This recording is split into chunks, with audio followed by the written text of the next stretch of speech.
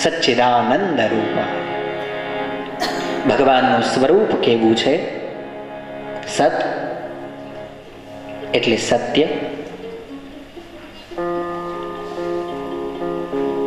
ભગવાન સત્ય સ્વરૂપ છે.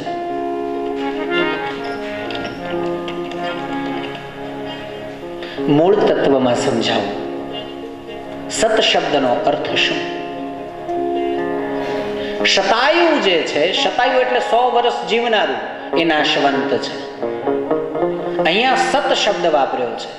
સતનો એક સત સીધો અર્થ થાય છે સત્ય, સાચું. અને એને તત્વ ઉપર જાઓ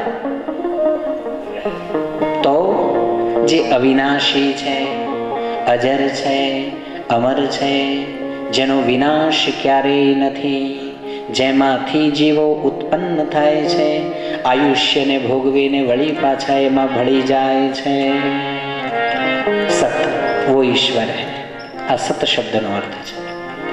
અને આપણી ભાષામાં આપણે જો એ શબ્દને સમજવો હોય તો જીવનમાં બને ને એટલું સાચું બોલવું. જ્યાં સત્ય હશે ત્યાં ઈશ્વર હશે. સત્ય એ જ ઈશ્વર છે. કૃષ્ણ કનૈયા. ચિત્ત બીજો શબ્દ છે ચિત્ત. સચ્ચિદાનંદ ઘન બીજો શબ્દ ચિત્ત છે. મૂળ વ્યાખ્યા કરીએ, શાસ્ત્રકારો કહે છે, वेदांतियों कहे छे, चिति ज्ञानम. चिति शब्द का अर्थ क्या है? ज्ञान. અને જ્ઞાન એટલે સમસ્ત શાસ્ત્રો અને સમસ્ત શાસ્ત્રોનો સાર, અને એ સારથી ઉત્પન્ન થયેલી જે સમજણ છે એ જ્ઞાન છે. કારણ કે એમાં એટલી સમજણ તો હોય જ કે હવે આ એક જ તત્વ સાચું છે ને આને જ પામવાનું છે અને ત્યાં જ જવાનું છે. આ મૂળ તત્વ થયું. આપણી ભાષામાં આવો, આપણા મલકમાં આવો. બે પ્રકારના અભિમાન છે. એક સ્થૂળ અભિમાન અને એક સૂક્ષ્મ અભિમાન. આપણે બધા સ્થૂળ અભિમાનને લઈને રખડીએ છીએ. મેં કેવો સરસ સાડલો પહેર્યો છે, મારું શરીર કેવું સરસ છે, કેવું સુંદર છે. અમુકને તો એવી ટેવ હોય, શર્ટ પહેર્યો હોય ને વારે ઘડીએ નીચો કરે, આમ કરે અને ટટ્ટાર થાય.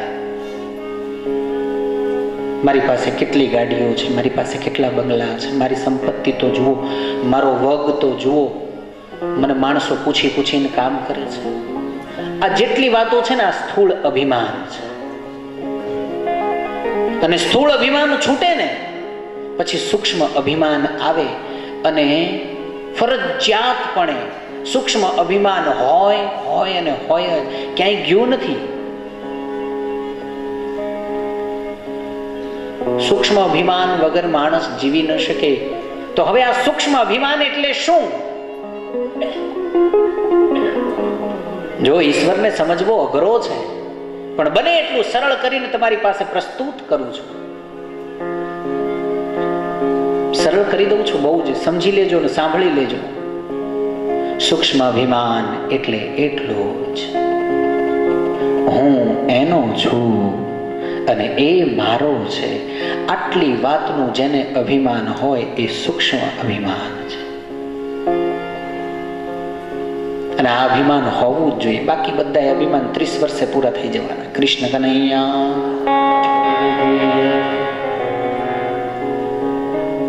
સત ચિત. ચિત એટલે જ્ઞાન. કયું જ્ઞાન? આજ સૂક્ષ્મ અભિમાનનું જે જ્ઞાન છે. કોને મળવાનું છે, ક્યાંથી આવ્યો છું, ક્યાંથી છૂટો પડ્યો છું, ક્યાં જવાનું છે. આ માર્ગ ખુલી જાય, આ માર્ગ બતાવનારો કોઈ જડી જાય. ગુરુ ગોવિંદ દોનો ખડે કાકો લાગુ પાય, બલિહારી ગુરુદેવ કી ગોવિંદ દિયો બતા, ગોવિંદ દિયો બતા. ગુરુ ગોવિંદ દોનો ખડે. એક બાજુ ગુરુજી ઉભા હોય ને એક બાજુ સ્વયં ભગવાન ઉભા હોય તો જેણે ભગવાન બતાવ્યા છે ને એના પગ પહેલા પૂજાય. એને સમજણ પાડી કે અભિમાન તારે રાખવું હોય તો આ રાખ, કે અહીંયા જવાનું છે, આ જગ્યાએ જવાનું છે ને આને પામવાનું છે. આ જ્ઞાન, અને એ જ્ઞાન જે મળી ગયું ને એ જ્ઞાન સ્વયં ભગવાન છે, સ્વયં ઈશ્વર છે. સત ચિત आनंद. क्या है भैया आनंद की व्याख्या क्या है? आनंद की व्याख्या कोई कर ही नहीं सकता. આનંદની વ્યાખ્યા કોઈનાથી થાય જ નહીં, કારણ કે આનંદ વ્યાખ્યા કરવા માટેનો શબ્દ જ નથી. આનંદ તો અનુભવવા માટેનો ભાવ છે. એને અનુભવી શકાય, એને બોલી ન શકાય, એને કહી ન શકાય, એને સાંભળી ન શકાય. આનંદ એટલે શું? આપણે આનંદ કોને કહીએ છીએ ખબર છે? ધીરે ધીરે ધીરે પ્રગતિ કરતો માણસ હોય ને, ભાડાના મકાનમાં રહેતો હોય, એની પૂર્ણ ઝંખના હોય કે મારું પોતાનું મકાન થઈ જાય, પોતાનું મકાન થઈ જાય. 1 વર્ષ, 2 વર્ષ, 3 વર્ષ, 5 વર્ષે થોડો સક્ષમ થાય, ગમે ત્યાંથી લોન લે, આગુ પાછું કરી, થોડા ઉછીના પાછીના કરી અને નાનકડું એક મકાન લે. એ મકાન લે એટલે એ વખતે એટલો બધો રાજી થાય.